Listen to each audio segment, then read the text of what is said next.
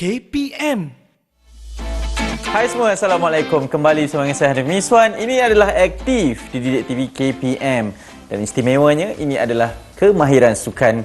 Untuk kita perkenalkan sekali lagi, kita teruskan sesi pembelajaran berkaitan dengan sukan catur. Sangat istimewa dan sedikit berbeza persekitarannya, tapi inilah cuba kita bawakan tentang proses pembelajaran sukan catur yang penuh dengan taktikal dan peraturan yang semua perlu tahu. Kalau 3 episod sebelum ini telah pun kita bawakan teknik pembelajaran asasnya, apa taktik yang boleh kita gunakan, percaturan dan juga gerakan-gerakan yang boleh kita lakukan dalam situasi permainan sebenar. Jadi hari ini kita akan teruskan proses pembelajaran dan kabarnya cikgu yang akan bersama dengan saya ini akan terus untuk membawakan banyak lagi taktik-taktiknya. Tapi sebelum itu, suka untuk saya ingatkan bahawa dalam setiap aktiviti riadah, rekreasi dan juga fizikal, sukan terutamanya, kita dibenarkan untuk tidak memakai pelitup muka dan lebih penting juga untuk mengamalkan segala peraturan yang telah ditetapkan. Dan ingat, kalau anda semua terlepas episod-episod sebelum ini, sebelum memulakan sesi pembelajaran pada episod keempat untuk catur ini, boleh tengok kembali 3 episod sebelum ini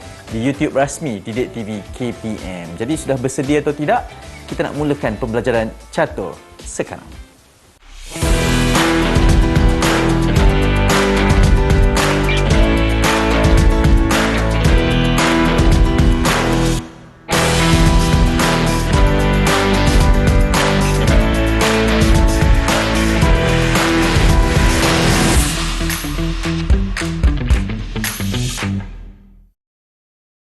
Kita masih lagi bersama dengan Cikgu Rizal dari Sekolah Sri Putri Cyberjaya untuk bersama dengan kita. Cikgu, apa khabar?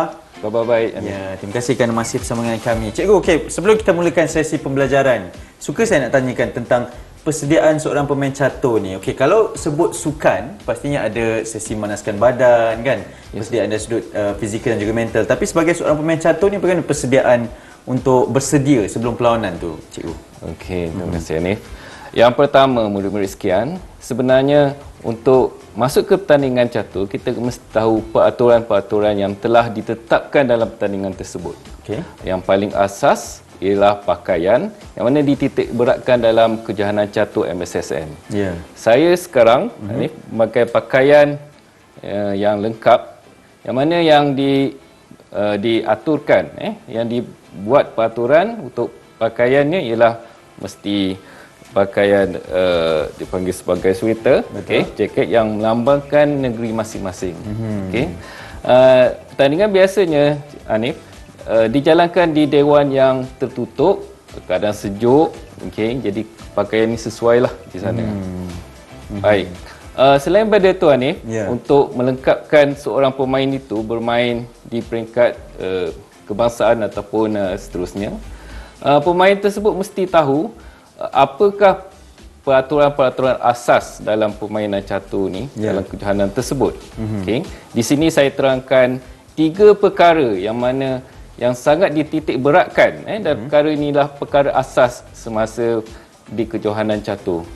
Yang pertama, Hanif, iaitu tentang susun atur, buah-buah catur dan juga papan catur, dan juga koordinat yang ada. Walaupun seorang pemain itu ataupun satu-satu kejohanan itu di peringkat yang tinggi, kesilapan boleh berlaku apabila susunan buah catur itu adalah tidak ikut peraturan yang sebenar. Okey, baik. Di sini adalah apa yang kita lihat di sini, susun atur bagi papan catur adalah ikut kaedah yang sebenarnya. Yang pertama ni kita kena tahu ini adalah kuin hitam. Letaknya di petak gelap ataupun petak hitam dia. Begitu juga kuin putih, letaknya di petak putih. Kemudian, Hanif, kita tahu bahawa dalam bot ni ada petak cerah, ada petak gelap ataupun petak putih dan petak gelap ni. Kita mesti letakkan yang warna cerah tu di sebelah kanan. Cuba tengok yang ni punya, bagaimana? Juga warna cerah di sebelah kanan. Betul. Jika kita pusingkan ni, kita, maksudnya saya duduk sebelahnya, Hanif duduk sini. Belah kanan adalah hitam. Jadi kedudukan bot tu adalah tidak betul. Jadi murid-murid kena tahu ini adalah perkara penting. Kalau tidak, mainkan macam orang main dekat kampung lah main saja buat salah apa semua. Tapi dalam tournament Hanif, benda tu mesti betul dan tepat serta konsisten. Ya.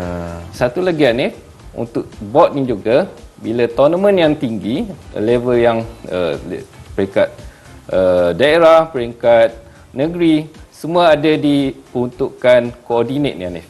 Okey, kalau ditengokkan, koordinat dia mesti jalur 1, okey. Satu tu untuk buah putih. Okey, ataupun white. Untuk 8 semuanya untuk buah hitam. Okey. Jadi itu perkara yang pertama tentang kejohanan. Dengan cara yang betul, kita buka papan catur. Okey. So papan catur ni boleh kedudukan macam ni, kedudukan macam ni. Jadi secara asasnya kita kena lihat bahawa untuk kedudukan yang sebenar, petak putih mesti sebelah kanan. Jadi kalau tak tahu dan kat sini kita nampak dia petak putih di sebelah kanan. Sebelah kanan kita. Ya. Okey. Kemudian kita kena lihat pada koordinat ni untuk memilih buah putih ataupun hitam. 8 ni ialah buah hitam lah. Kalau 1 buah putih. Okey. Jadi mula-mula kita kena susun pawn dulu. Okey.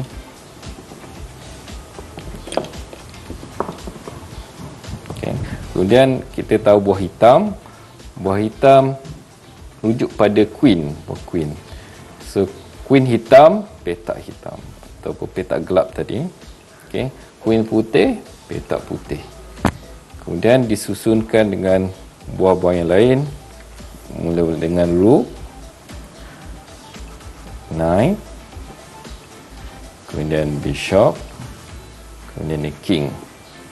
Dan biasa pemain akan tertukar antara knight dan bishop macam tu. Jadi cara yang kita kaedah yang sesuai kita lihat kalau takut bertukar ialah kita tengok susunan ketinggian dia. Ni nampak dah beza dah. Mesti ada yang silap, iaitu kedudukan bagi bishop dengan knight ni tertukar. Nombor 2 itu tentang touch move. Okey. Kalau kita tengok dari segi bahasa, murid-murid sekian tahu bahawa touch move, kita buat direct translation, maksud dia sentuh jalan. Okey.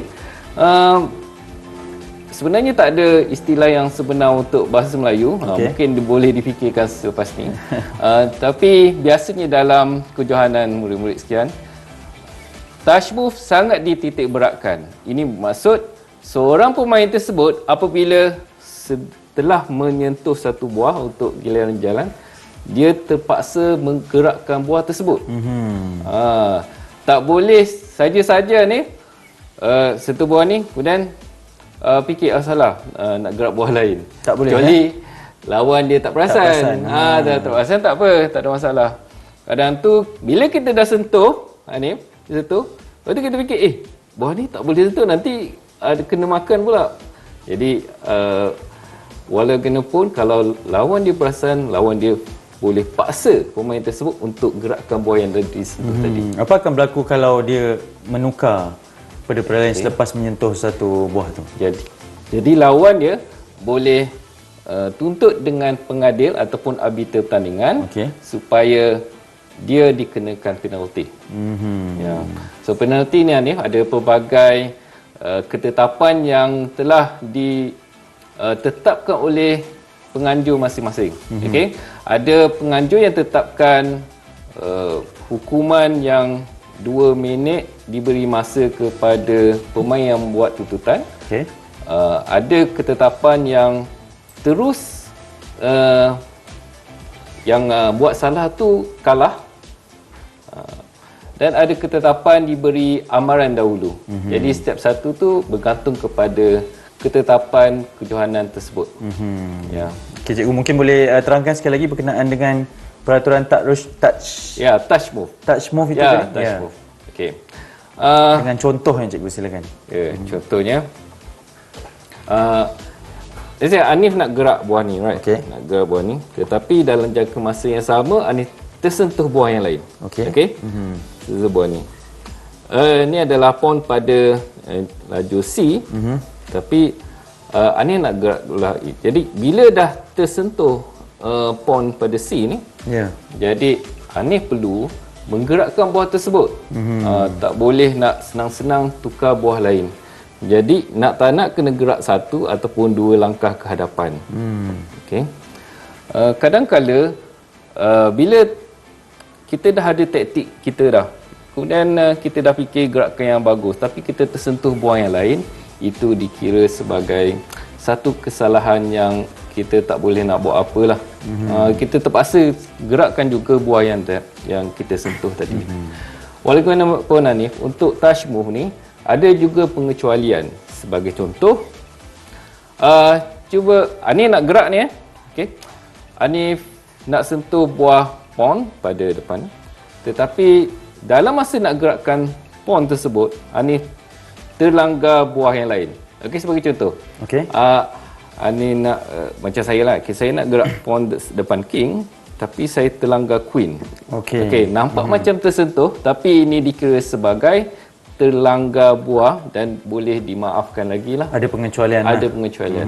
Dan juga Hanif, kadang-kala pemain tersebut sentuh buah yang mana tak boleh digerakkan. Okey.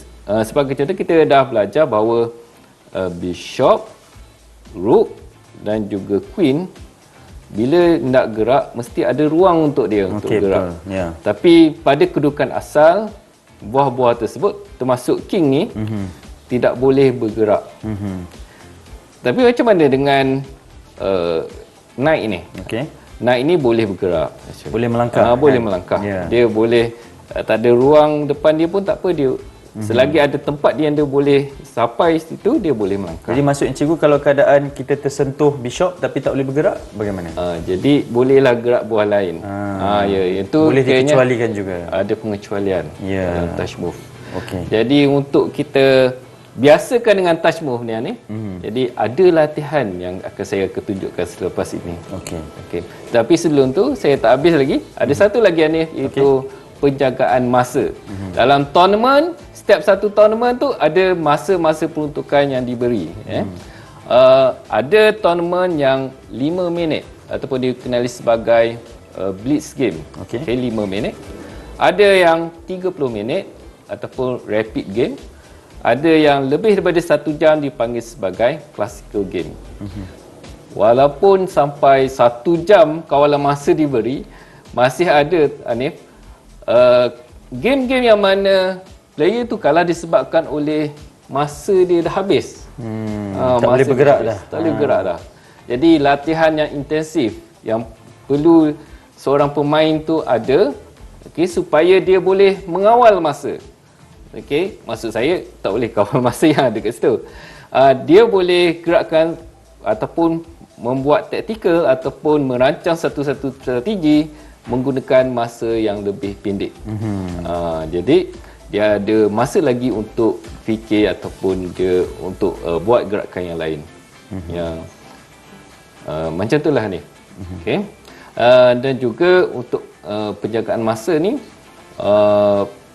pengalaman tu sangatlah penting. Jadi seorang pemain tu mungkin murid sekian nanti, jadi seorang pemain catur perlu tahu bahawa sentiasa tengok pada jam yang disediakan supaya betul-betul fokus kepada masa tersebut. Jangan bagi masa tu habis macam tu saja. Baik, jadi ada 3 kemahiran asas untuk episod kali ini.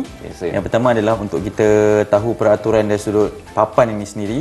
Bagaimana kedudukannya dan kedudukan buah-buah catur ini menurut warna dan juga kaedahnya bagaimana, dan keduanya adalah berkaitan dengan touch move tadi. Dan ketiga adalah bagaimana untuk menjaga masa. Itu yang akan kita pelajari pada hari ini.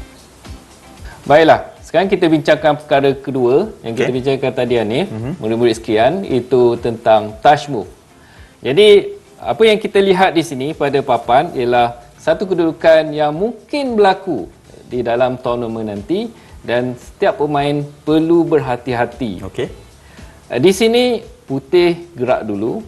Jika putih tidak tenang ataupun gelojoh dengan tersentuh buah king, kedudukannya akan ataupun keputusannya akan terus berubah. Sepatutnya pemain buah putih dia menggerakkan bishop kepada petak F6, kemudian terus checkmate.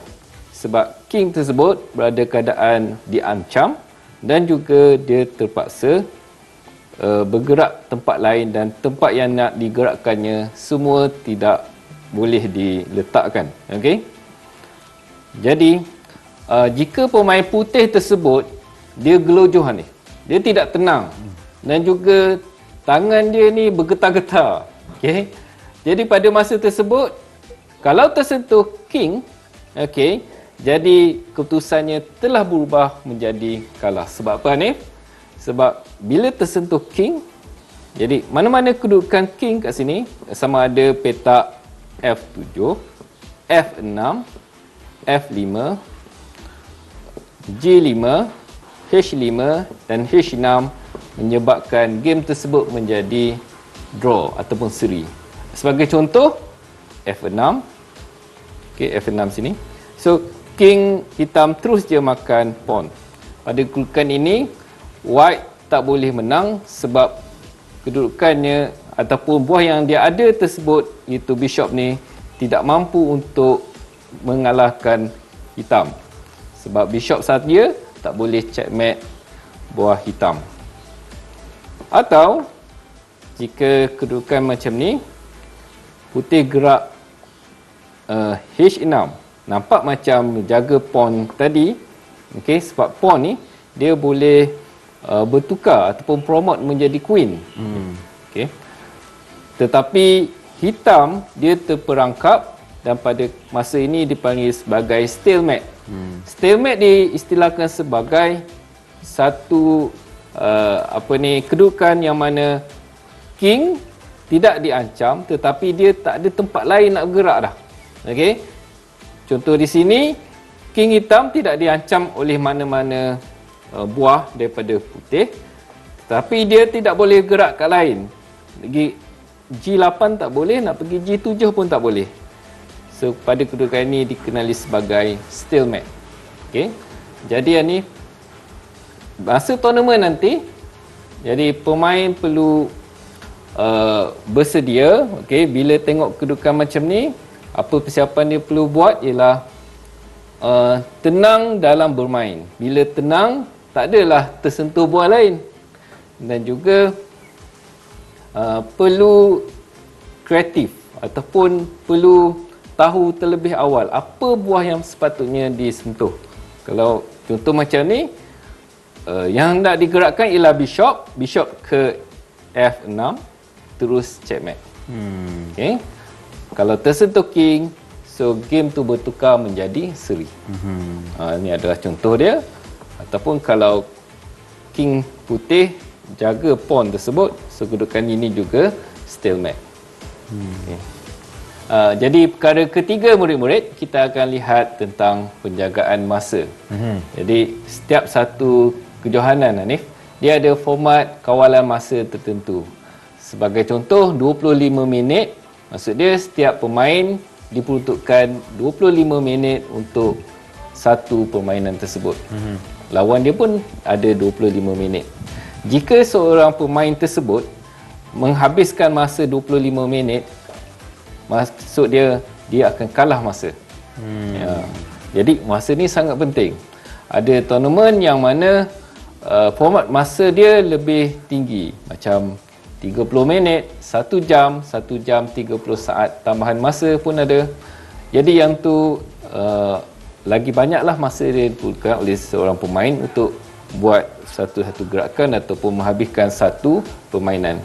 Jadi kat sini ni kita cuba buat latihan menggunakan 1 minit kawalan masa. Okey. Jadi Hanif bersama dengan saya akan bermain menggunakan kawalan masa 1 minit ni. Kita lihat siapa yang akan habis masa dulu, dia mungkin kalah. Ataupun mungkin siapa yang checkmate dulu, dia akan menang sebelum habis masa. Sebelum habis masa. Okey, baik, boleh. Jadi macam mana kita nak mulakan ni, cikgu? Okay. Terlebih dahulu saya kena beritahu bahawa biasanya dalam kejohanan catur secara individu. Okey, individu maksud dia bukan berpasukan, dia bukannya secara berpasangan, dia secara one to one macam ni. Okay. Kedudukan jam catur adalah di sebelah kanan black ataupun hitam. Okey. Kalau berpasukan ataupun berpasangan, kedudukan jam tu ditetapkan oleh penganjur kejohanan ataupun arbiter kejohanan tersebut. Okey. Tapi ini one to one memang macam ni. Okey. Sebab apa kedudukan ni? Ada sebabnya ni. White kelebihan dia gerakkan buah dahulu. Black dia ada kekurangan sebab dia akan gerak kemudian. Okey.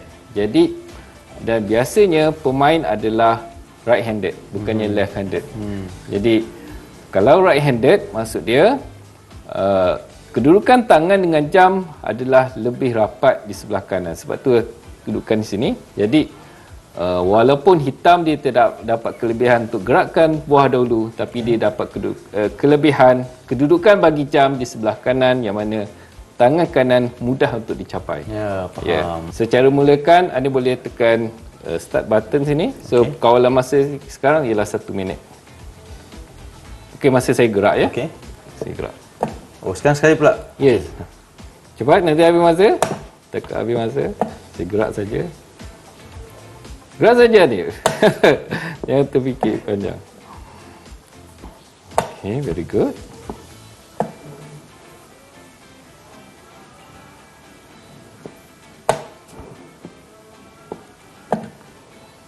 Macam mana dah tahu ni?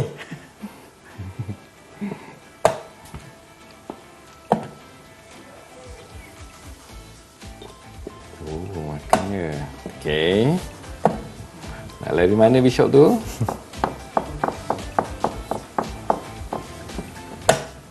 Wih, jauh ya. Jangan kalah masa. Itu dah illegal mu. Oh, ya, okey. Okey.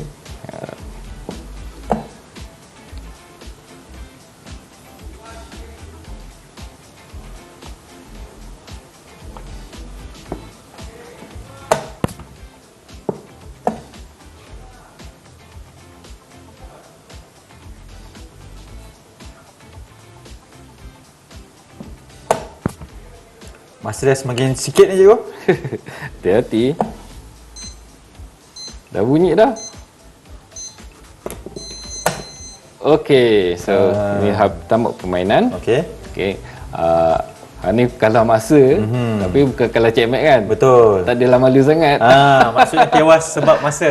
Tewas sebab masa. Okey. Jadi perbezaannya kalau ada macam masa seminit, masa permainan 5 minit dan permainan-permainan tu menentukan kepada tahap permainan tersebut perlu lebih pantas lah cikgu ya? Ya, betul. Dan masa sangat penting kerana masa murid-murid sekian sebenarnya dia juga merupakan penentu untuk kemenangan ataupun kekalahan seseorang pemain. Ya. Jadi perlu berhati-hati tentang masa.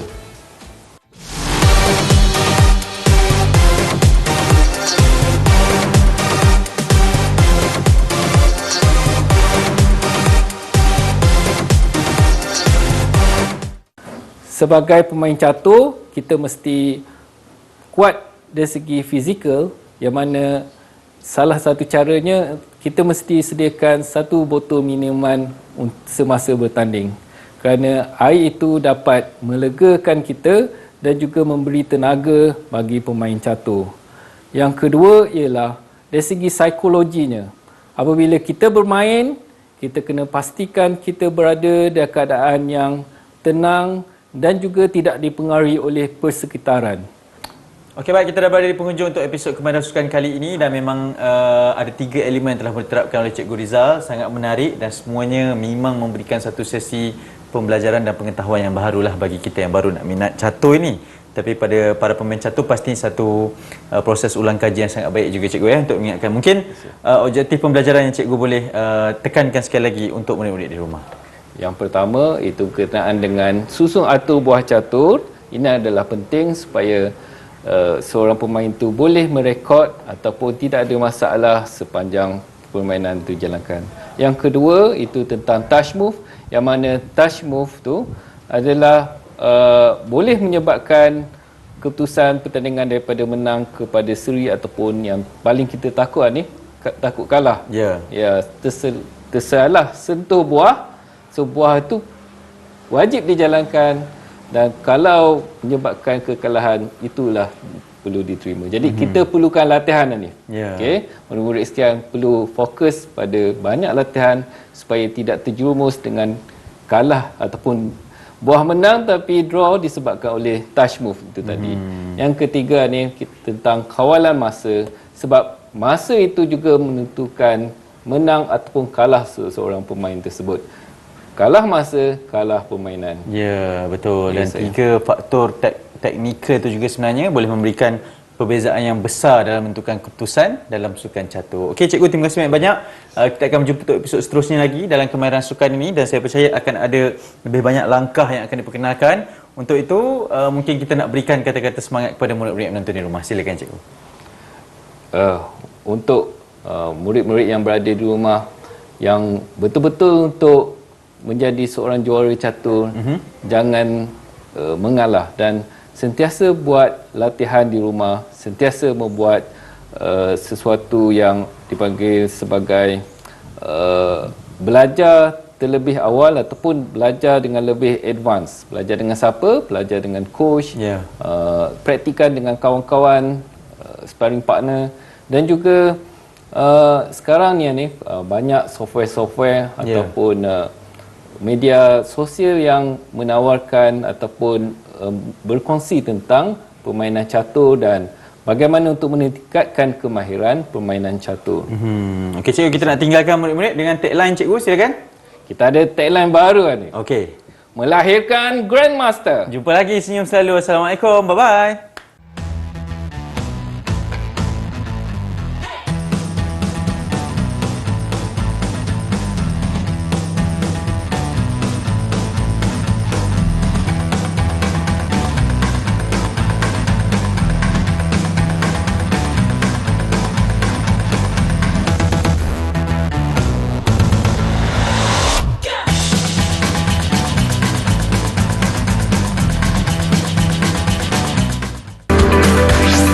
Didik TV KPM